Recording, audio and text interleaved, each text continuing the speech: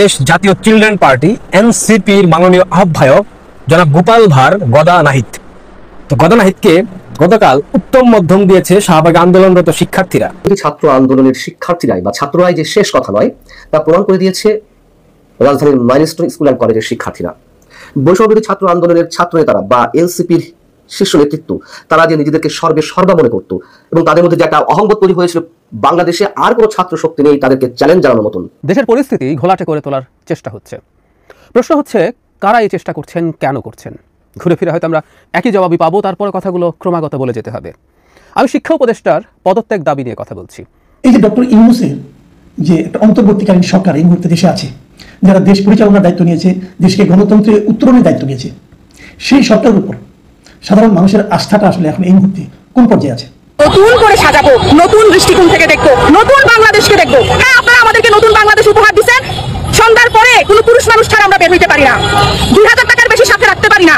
হাজার হাজার সিলটার উপহার দিচ্ছেন, অনেক অনেক ডাকাতি উপহার দিচ্ছেন, অনেক অনেক লাশ উপহার দিচ্ছেন নতুন বাংলাদেশে। আসসালামু আলাইকুম রহমতুল্লাহ। দর্শক শ্রোতা, আশা করি সকলে ভালো আছেন, আলহামদুলিল্লাহ। দর্শক শ্রোতা, আপনারা ভিডিওর শুরুতে ভিডিওর বিশেষ কয়েকটা অংশ এবং থাম্বনেল থেকে বুঝে গেছেন যে কেমন ভিডিও হতে চলেছে আজকে। দর্শক শ্রোতা, এনসিপির নেতা নাহিদ ইসলামকে গতকালকে ছাত্ররা ধাওয়া করেছে কেন? প্রদর্শক শ্রোতা, এমন তথ্যই এক বিশ্লেষক তুলে ধরেছে। এই বিষয়ে অবশ্যই সামনে আলোচনা আপনারা শুনবেন। দেশের পরিস্থিতি ঘোলাটি করছে কারা এবং শিক্ষা উপদেষ্টা পদত্যাগ নিয়ে কথা উঠেছে, এমন তথ্যই এক বিশ্লেষক তুলে ধরেছে। প্রদর্শক শ্রোতার সামনে এই ভিডিওটি আপনারা দেখবেন এবং বর্তমান উপদেষ্টা সরকার ডক্টর ইউনূসের ওপর মানুষের আস্থা, জনগণের আস্থা কোন পর্যায়ে গিয়েছে, এমন তথ্যই এক বিশ্লেষক তুলে ধরেছে। এই ভিডিওটি আপনারা বিস্তারিত জানতে পারবেন এবং লাস্ট যে ভিডিওটি মাইলস্টোন স্কুল অ্যান্ড কলেজের ছাত্ররা বুঝিয়ে দিয়েছে যে আসলে এনসিপির থেকেও তাদের শক্তি কত। প্রদর্শক শ্রোতা, এমন তথ্যই এক বিশ্লেষক তুলে ধরেছে। প্রদর্শক শ্রোতা, আপনারা ভিডিওর বিশেষ অংশগুলো শুনলেন, অবশ্যই আপনারা বুঝতে পারছেন। এই জন্য আপনারা ভিডিওগুলো না টেনে সম্পূর্ণ দেখবেন, তাহলে আপনারা সম্পূর্ণ বিষয়গুলো বুঝতে পারবেন। চলুন আর কথা না বাড়ি একটি লাইক দিয়ে আমরা ধারাবাহিকভাবে সকল বিশ্লেষকগুলো দেখে আসি। চলুন।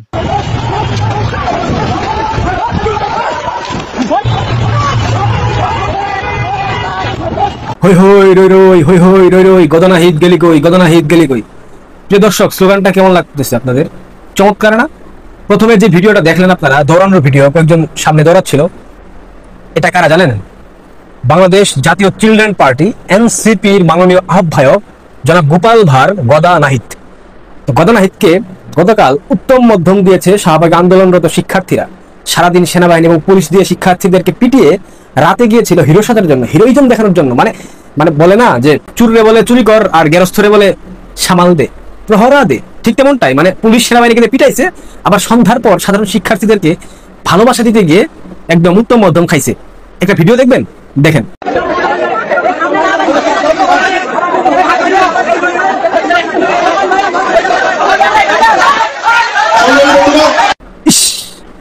একদম এই গালে একটা, এই গালে একটা, এই গালে একটা, এই গালে একটা, এরকম গুইনা 6 থেকে 7টা থাপড় মারছে গালে। এনসিপির মাননীয় আহ্বায়ক, আগামীর প্রধানমন্ত্রী জনাব নাহিদ ইসলাম উর্ফে গদা নাহিদ, উর্ফে গোপাল ভার নাহিদ, উর্ফে পেট মোটা নাহিদ। প্রিয় দর্শক, এরা নাকি করবে দেশ শাসন, এ নাকি হবে দেশের প্রধানমন্ত্রী। এরা নাকি আগামী জাতীয় সংসদ নির্বাচনে 400 আসনের মধ্যে 300 আসনে জয়ী হয়ে সংসদে সরকার গঠন করবে। সেটাই বলেছিল গত কয়েকদিন পূর্বে নাসিরউদ্দিন পাটোয়ারি। আবার গতকালকে কুমিল্লার সমাবেশে একই কথা বলেছে ডারবি নাসির, আগামীতে এনসিপির নেতৃত্বে সরকার গঠন হবে। তো ভাইয়া, তুমি কি দিয়ে সরকার গঠন করবা ভাইয়া? তোমার কয়জন লোক আছে ভাইয়া? এরকম বাটপার নেতা আওয়ামী লীগেও কিছু ছিল। কর্মীর জায়গায় কর্মী নাই, নেতার জায়গায় নেতার ঠিক নাই। মানে 10টা 5টা কর্মী নিয়ে হাতের মধ্যে মাইক্রোফোন পাইলে একদম লম্বা লম্বা বক্তব্য দিয়ে ফাটায় ফেলতো, ছিঁড়ে ফেলতো, এটা করবো সেটা করবো, খেয়ে ফেলবো, ছিঁড়ে ফেলবো। আওয়ামী লীগের মধ্যে এরকম বাটপার কিছু নেতা ছিল। এমনটা নেতা বিএনপির মধ্যে কিন্তু আছে। ভাইবেন না যে বিএনপির মধ্যে নাই, বিএনপির মধ্যেও আছে। মাইক্রোফোন হাতে পাইলে ছিঁড়ে ফেলবো, খেয়ে ফেলবো, কেটে ফেলবো, মেরে ফেলবো, কিন্তু ইউনূসের সামনে গিয়ে খায় মুলার জুস। এইটাই হচ্ছে গিয়ে বিএনপির চরিত্র। তো এরাও ঠিক যেই মুহূর্তে আপনার কুমিল্লাতে হাসনাত আব্দুল্লাহ বিশাল বক্তব্য দিচ্ছে, আপনি বিএনপি করেন সমস্যা নাই, জামাত করেন সমস্যা নাই, কিন্তু আওয়ামী লীগের সাথে সখ্যতাকে আমরা মেনে নিব না। আপনি বিএনপি হতে পারবেন, আপনি জামাত হতে পারবেন, কিন্তু আপনি আওয়ামী লীগ হতে পারবেন না। মানে আওয়ামী লীগের নাম শুনলেই একটা কষা অবস্থা শুরু হয় এদের মধ্যে। কি একটা অবস্থা ভাই, কি একটা পরিস্থিতি, দেশটা কোথায় গিয়ে দাঁড়াইছে। এদিকে এক জুলাই যুদ্ধারে মাইরা বাকেট মাকেট ছুড়ে ফেলছে, মুখের স্ট্রাকচার শেপ ম্যাপ একদম বানাই দিছে।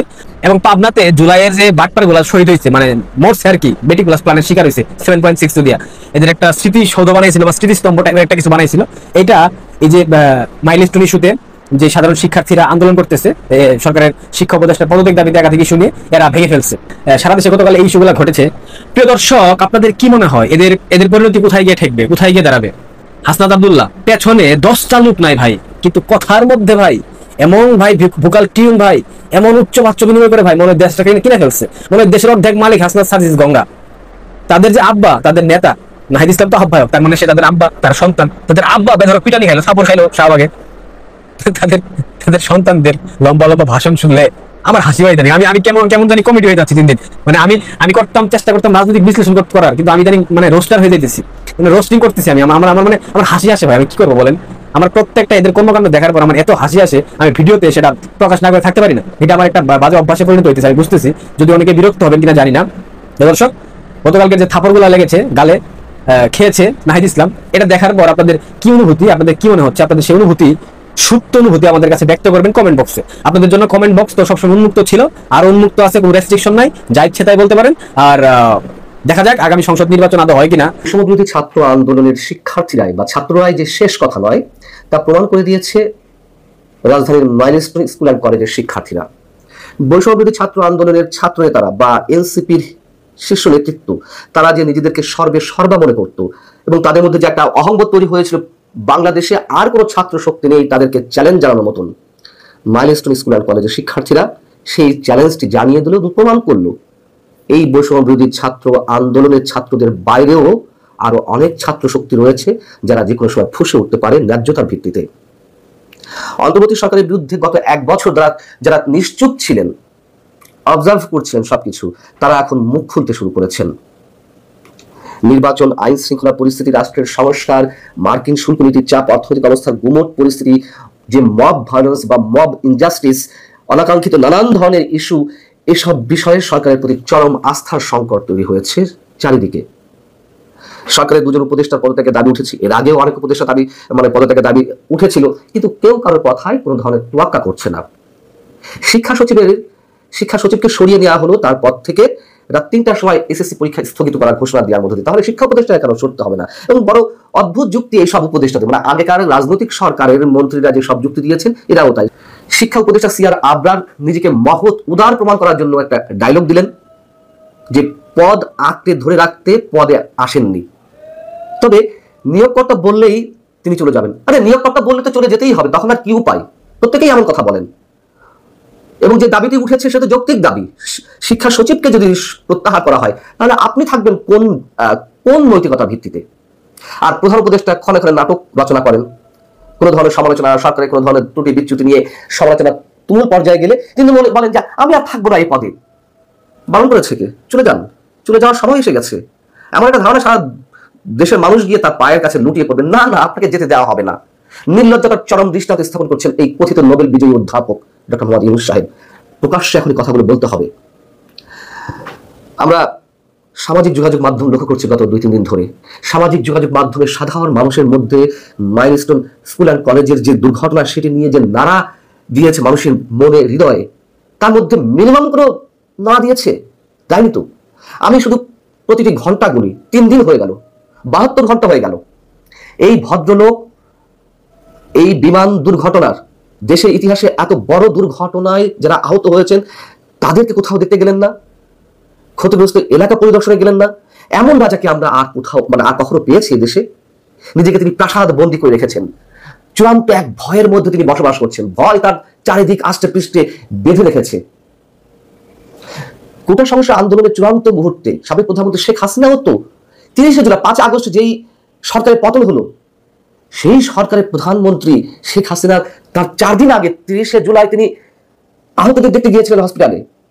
তার জীবনটা তো ভয়ঙ্কর ঝুঁকির মধ্যে ছিল, তারপরেও তিনি গিয়েছিলেন। আর এই যে কথিত শান্তিতে বিজয়ী নোবেল বিজয়ী অধ্যাপক ডক্টর মোহাম্মদ ইউনূস, তিনি কি এমন রিস্কের মধ্যে আছেন যে তিনি কাউকে দেখতে গেলেন না আজ পর্যন্ত, এখনো পর্যন্ত? জাতীয় নাগরিক পার্টি এনসিপির অন্যতম শীর্ষ নেতা হাসনাত আব্দুল্লাহ মুখ ফসকে একটা সত্য উচ্চারণ করে ফেলেছেন। তিনি স্বাস্থ্য উপদেষ্টাকে উদ্দেশ্য করে কথা বলতে গিয়ে ডক্টর মোহাম্মদ ইউনূসের প্রতি ইঙ্গিত করে বলেছেন যে উনার একমাত্র যোগ্যতা তিনি গ্রামীণ ব্যাংকে ছিলেন এবং ডক্টর মোহাম্মদ ইউনূসের খুব কাছের মানুষ। এই স্বাস্থ্য উপদেষ্টা লইয়া আমরা কি করিব? দুঃখের বিষয় হচ্ছে উনি নিজে চিকিৎসা করাতে যান সিঙ্গাপুরে। এসব কথা বলে তো থলের বিড়াল বের হয়ে আসবে। এই যে মাইলস্টোন স্কুল অ্যান্ড কলেজের ভয়ঙ্কর দুর্ঘটনা, এই বিষয়ে তার কোনো রোল আপনারা দেখেছেন? অর্থাৎ স্বজনপ্রীতি ডক্টর মোহাম্মদ ইউনূসের, দুর্নীতি, তার উপদেষ্টা পরিষদ যারা রয়েছেন তাদের অধিকাংশের বিরুদ্ধে একের পর এক যে দুর্নীতির অভিযোগ। দেশের পরিস্থিতি ঘোলাটে করে তোলার চেষ্টা হচ্ছে। প্রশ্ন হচ্ছে কারা এই চেষ্টা করছেন, কেন করছেন? ঘুরে ফিরে হয়তো আমরা একই জবাবই পাবো, তারপরে কথাগুলো ক্রমাগত বলে যেতে হবে। আমি শিক্ষা উপদেষ্টার পদত্যাগ দাবি নিয়ে কথা বলছি। গতকাল হয়তো আমরা খেয়াল করেছি, তাকে এই প্রশ্ন জিজ্ঞেস করা হয়েছিল, তিনি তার জবাব সাংবাদিকদেরকে দিয়েছেন। তিনি বলছেন তিনি নিজে মনে করেন না যে তার দিক থেকে কোনো অবহেলা বা ভুল হয়েছে, মানে যেটা যে ভুল হয়েছে এটা নিয়ে পদত্যাগ দাবি করা যায় এটাও অবিশ্বাস্য। আমি আসবো সেই জায়গায়। তো তিনি বলছেন সেটা তিনি মনে করেন না, কিন্তু তাতে নিয়োগকর্তা রয়েছে, তিনি প্রধান উপদেষ্টাকে ইন্ডিকেট করেছেন তারা যদি মনে করেন তাহলে তিনি চলে যাবেন। খুবই স্মার্ট একটা জবাব, সঠিক একটা জবাব। আমরা এই ভদ্রলোককে চিনি, তাকে নিয়েও একটা কথা বলবো, কিন্তু তার বিরুদ্ধে অভিযোগটা কি? তার বিরুদ্ধে অভিযোগ হচ্ছে ওপরের অভিযোগ। তার বিরুদ্ধে অভিযোগ হচ্ছে তিনি একটা ছুটি দিতে দেরি করেছেন, রাত 3টা বেজে গেছে। যেদিন এই দুর্ঘটনাটা ঘটলো বিমানের, সেদিন রাষ্ট্রীয় শোক ঘোষণা করা হয়। তার পরদিন এইচএসসি পরীক্ষা ছিল, রাষ্ট্রীয় শোক ঘোষণা করলেও সাধারণত সব কিছু বন্ধ হয়ে যায় না, ওটা কতগুলো নিয়ম আছে। কিন্তু পরীক্ষা পেছানোর বা বন্ধ ওই দিনের পরীক্ষা স্থগিত করার দাবি ওঠে, সেটা হতেই পারতো, এটা আরেকটু আগেও হতে পারতো, কিন্তু এটা সম্মিলিতভাবে সিদ্ধান্ত নিতে দেরি হয়েছে। এবং সেটাকে কেন্দ্র করে তার পরদিন সচিবালয় ভেঙে চুরে ঢুকে যায় স্টুডেন্টরা, এবং এই ঢুকে যাওয়ার পর যে সচিব ছিলেন তাকে সরিয়ে দেওয়া হয়। কারণ এইটাও মানে গুজব বলবো, যে গুজব রটে যায়, ছড়িয়ে পড়ে যে সচিবের কারণে কাজটা করা যায়নি, উপদেষ্টা নাকি চেয়েছিলেন। আবার পরে সাথে উপদেষ্টাকে এখন যুক্ত করা হলো যেহেতু সচিবকে সরানো গেছে। এই যে সচিবকে সরানো এরকম চাপের মুখে, এটা অবিশ্বাস্য, এবং এগুলো এই প্রবলেমগুলো তৈরি করে। আমি মনে করি গত মানে দুর্ঘটনার পর দিন দুটো জায়গায় এক ধরনের মবের শক্তি পরীক্ষা করা হয়েছে, কীভাবে মব তৈরি করা যেতে পারে কিনা। মব এগুলোকে আসলে বলা এক ধরনের অদ্ভুত ব্যাপার হবে, এগুলোর বাইরে থেকে দেখতে মব মনে হয়, কিন্তু এর পেছনে সুনির্দিষ্ট পরিকল্পনা আছে, আমরা সেটা নিয়েও কথা বলবো। আমরা খেয়াল করি একটা সিদ্ধান্ত নিতে দেরি হয়েছে, কিছুটা দেরি হয়েছে, রাত 3টায় এই সিদ্ধান্ত জানা গেছে। এটা নিয়ে কিছুটা মিসম্যানেজমেন্টের অভিযোগও যদি করি, সেটা সচিবের পর এখন উপদেষ্টাকেও সরিয়ে দিতে হবে। মানে যেমন সিআর আবরারকে আমরা চিনি, দীর্ঘদিন থেকে চিনি, শেখ হাসিনা বিরোধী আন্দোলনে বা বাংলাদেশের গণতন্ত্রের পক্ষে, মানবাধিকারের পক্ষে জরুরি কথা দীর্ঘদিন লিখে গেছেন, কাজ করে গেছেন, তার প্রতিষ্ঠানের মাধ্যমেও কাজ করে গেছেন বিভিন্ন রকম শ্রেণীর মানুষের সাথে, মানে আমাদের গভীর শ্রদ্ধা পাওয়ার মতো একজন মানুষ তিনি। সেই মানুষটা আমরা এটাও বুঝতে পারি অহেতুক পদার্থ করে থাকার মানুষ নন। আবারও বলছি, আমরা অনেকেই তাকে খুব কাছ থেকে অনেকদিন থেকে চিনি, তার অ্যাক্টিভিজম দেখেছি। পদ রেখে ধান্দা করতে হবে সিআর আবরার সেই মানুষ নন, কিন্তু এই মানুষটাকে সরিয়ে দেওয়ার চেষ্টা হচ্ছে। আমি আবারও মনে করি যেগুলো উনি আসলে একটা পরীক্ষা, উনি আসলে একটা পরীক্ষার মধ্যে পড়ে গেছেন। কিছু মানুষজন তাদের শক্তি পরীক্ষা করছে সিআর আবরারকে তারা সরাতে পারেন কিনা, আর সেটার জন্য। কারণ আবারও বলছি, যে অপরাধের কথা বলা হয়েছে কোট আনকোট, সেই অপরাধ যদি কেউ অপরাধও বলেন বা ভুলও বলেন, তার জন্য তাকে সরে যাওয়া তো দূরেই থাকুক, সচিবকেও তার সরে যাওয়া মানে তার একেবারে চাকুরির চ্যুতি, সচিবকে অন্য জায়গায় হয়তো নেওয়া হবে, সেই সচিবেরও সরে যাওয়ার কথা ছিল না, কোনোভাবেই ছিল না। আমি দ্ব্যর্থহীন ভাষায় এই কথা বলতে প্রস্তুত আছে। সেই সচিবের বিরুদ্ধে আগে আর কোনো অভিযোগ আছে কিনা, তিনি শেখ হাসিনার সময় কি করেছেন জানি না, আবার উল্টো কথাও শুনছি তিনি শেখ হাসিনার সময় খুবই ডিপ্রাইভড ছিলেন, এবং তিনি নাকি মানুষ হিসেবে বা তার কাজের দিক থেকে ভালো। I really don't know what ever it is, even উনি তো ওই পদে ছিলেন, যে অভিযোগে তাকে সরানো হলো সেটা কোনোভাবেই জাস্টিফায়েবল না। কেউ কেউ এর মধ্যে বলছে যে এইচএসসি স্টুডেন্টদেরকে খেপিয়ে তোলা হয়েছে, যে সিআর আবরারের নেতৃত্বে যে শিক্ষা মন্ত্রণালয়, সেটা এসএসসি পরীক্ষায় যে রেজাল্ট হয়েছে সেটা অনেকের কাছে ভালো লাগেনি, বিপর্যয়কর বলে মনে হয়েছে। আমি খুবই কঠোরভাবে শক্তভাবে তার পাশে আছি, তার মন্ত্রণালয়ের পাশে আছি, এবং আমি মনে করি এটাও যথেষ্ট না। আমি বিশ্বাস করি জনাব সিআর আবরার এবং তার মন্ত্রণালয়ও জানেন যে পরিমাণ পাস করানো হয়েছে এবং যে পরিমাণ GPA 5 দেওয়া হয়েছে, সেগুলো দেওয়া হয় আসলে সেটা অনেক বেশি, আগের চাইতে কম হলেও এটাকে আমাদেরকে কমিয়ে আনতে হবে। এবং আমি এটা একটা ভিডিও করে বলেছিলাম, ভবিষ্যতে গণতান্ত্রিকভাবে নির্বাচিত সরকারেরও এই ব্যাপারগুলোতে কঠোর থাকতে হবে। শোনা যায় একটা গুজব রটিয়ে দেওয়া হয়েছে যে তিনি তো এটাও করতে পারেন, যেহেতু ওখানে করেছেন, এইচএসসি রেজাল্টেও এরকম কিছু হতে পারে, সুতরাং তাড়াতাড়ি তাকে সরাও। সেটাও অনেক এইচএসসি পরীক্ষার্থীকে রাস্তায় নামতে এবং এই ধরনের মব তৈরি করতে উৎসাহিত করেছে, চাপ তৈরি করতে উৎসাহিত করেছে। আমি যে কথা বলছিলাম, এটা আসলে একটা টেস্ট কেস। বাংলাদেশের সামনে ফেব্রুয়ারি মাসে নির্বাচন ঠেকানোর জন্য নানাভাবে নানান পরীক্ষা নিরীক্ষা হচ্ছে।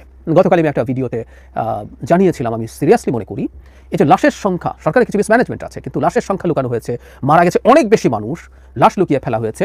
এই গুজবটা সত্যিকার অর্থে, মানে যে ক্লাসের ক্ষেত্রে এই গুজবটা ছড়ানোর চেষ্টা হয়েছে, সেটা এই ক্লাসের ক্ষেত্রে এফেক্টিভ হওয়ার কথা ছিল না, কিন্তু এটা হয়েছে, এটা ট্র্যাকশন পেয়েছে, এটা স্টুডেন্টদেরকে ক্ষিপ্ত করা গেছে। সেটার মাধ্যমে রীতিমতো দুজন উপদেষ্টা, যেখানে সিআর আবরার ছিলেন এবং সাথে ডক্টর আসিফ নজরুল ছিলেন এবং প্রেস সেক্রেটারি যারা শফিকুল আলম ছিলেন, তাদেরকে 9 ঘন্টা অবরুদ্ধ করে রাখা হয়েছে, তাদেরকে বেরই করা যাচ্ছিল না। এখানে তাদেরকে একটা সাধুবাদ দিয়ে রাখা, তারা ভয়ঙ্কর কোনো বল প্রয়োগ করে বেরোনোর চেষ্টা করেনি, তারা সমঝোতার মাধ্যমে চেষ্টা করেছেন। তাহলে খেয়াল করছি আমরা সেইখানে সেই পরিস্থিতি, এবং এবার আসলে চেষ্টাটা হচ্ছে খুবই ঠুনকো অভিযোগে এই ধরনের সাফল্য অর্জন করা যায় কিনা।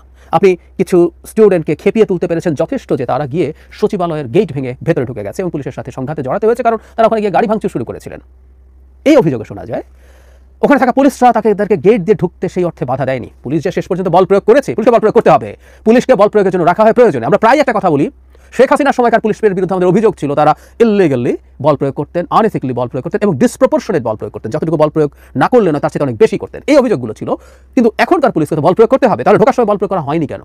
ডক্টর ইউনূসের যে একটা অন্তর্বর্তীকালীন সরকার এই মুহূর্তে দেশে আছে, যারা দেশ পরিচালনার দায়িত্ব নিয়েছে, দেশকে গণতন্ত্রে উত্তরণের দায়িত্ব নিয়েছে, সেই সরকারের উপর সাধারণ মানুষের আস্থাটা আসলে এখন এই মুহূর্তে কোন পর্যায়ে আছে?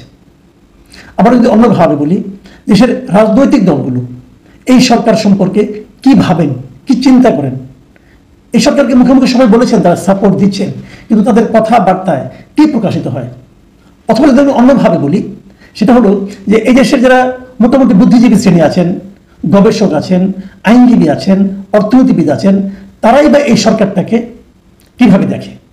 এটা নিয়ে বিস্তর আলোচনা করা যেতে পারে, কিন্তু আমরা আজকে এটা নিয়ে আলোচনা করছি এই কারণে যে গতকালকে বুধবার দুটো ঘটনা আমি আপনাদের উল্লেখ করব।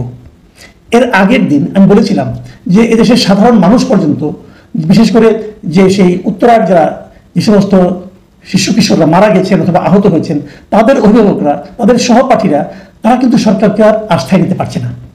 সরকার যে এমনকি সরকার যে আহত নিহতের তালিকা দিচ্ছে, তারা সঠিক তালিকা দিবে এটাও তারা বিশ্বাস করছে না। এবং যখন এই কথাগুলি বলার জন্য সেই উপদেষ্টারা যান, তারা ক্ষুব্ধ হয়ে সেই উপদেষ্টাদেরকে 7 ঘন্টা আটকে রাখেন। এই হলো সরকারের অবস্থা ওই স্টুডেন্টদের কাছে, ওই স্টুডেন্টদের অভিভাবকদের কাছে। আসুন আমরা দেখি বুধবার দিন কি ঘটলো।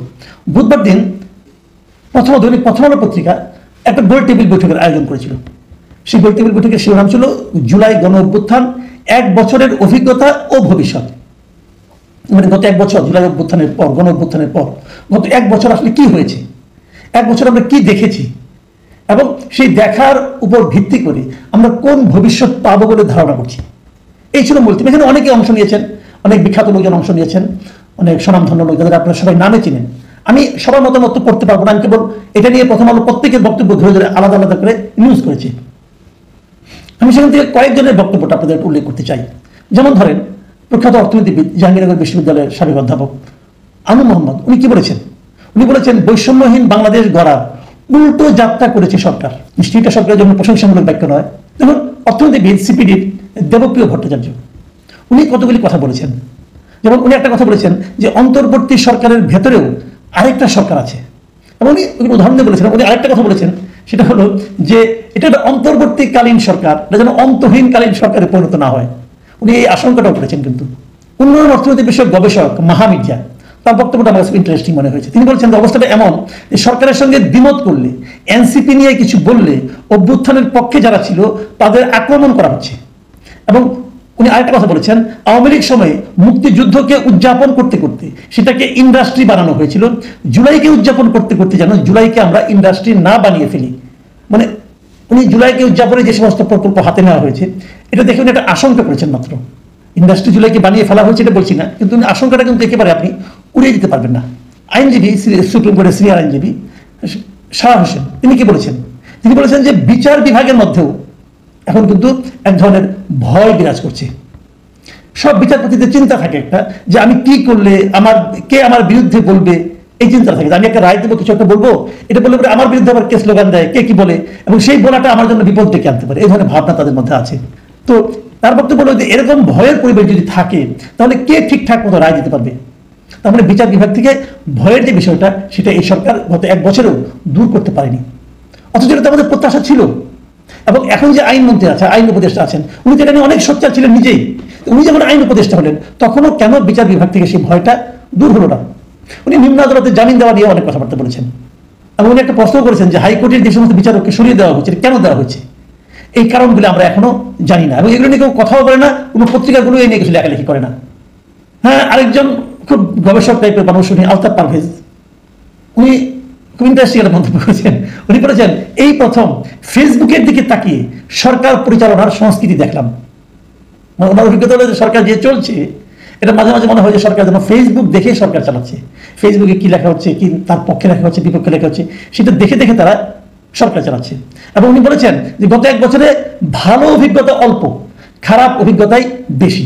উনি কিন্তু এই কথাটা বলেছেন এবং বলেছেন স্বল্প দক্ষ বা অনেকটাই অদক্ষ এমন একটা সরকারের অধীনে থাকার দুঃখ গত 1 বছরে মোকাবেলা করতে হয়েছে। কাদের? জনগণকে। তো এগুলো আসলে দেখুন আপনারা, এই যে কথাগুলো বলা হচ্ছে এখানে কেউ কিন্তু সরকারের পক্ষে বলছে না। প্রিয় দর্শক শ্রোতা, আপনারা একে একে সকল বিশ্লেষকের বিশ্লেষণ শুনলেন, অবশ্যই আপনারা বুঝতে পারছেন একে একে সম্পূর্ণ ভিডিওর ব্যাখ্যা। প্রিয় দর্শক শ্রোতা, এবার আপনাদেরকে মূল্যবান মতামত অবশ্যই কমেন্টে জানিয়ে দেবেন। আরও এরকম নিত্য নতুন আপডেট নিউজ পেতে আমাদের এই চ্যানেলটি সাবস্ক্রাইব করে পাশে থাকবেন। ধন্যবাদ।